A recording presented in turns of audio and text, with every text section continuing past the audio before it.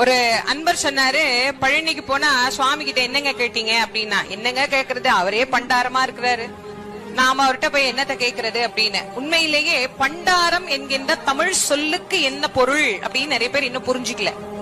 பண்டாரம் அப்படின்னா செல்வங்களை தன் அகத்தே குவித்து வைத்திருப்பவன் அப்படின்னு அர்த்தம். அழகன், குமரன், குகன், கந்தன், கார்த்திகேயன், சண்முகன், சரவணன், இப்படி பலாயிரக்கணக்கான நாமங்களினால் பக்தர்களால் வர்ணிக்கப்படக்கூடிய அழகன், கந்தன், அற்புத ஆனந்தனாக விளங்கக்கூடிய அந்த கந்த கடவுள் நம் எல்லோரின் மனதிற்கும் சொந்த கடவுளாக காட்சி தருகின்ற தெய்வம்.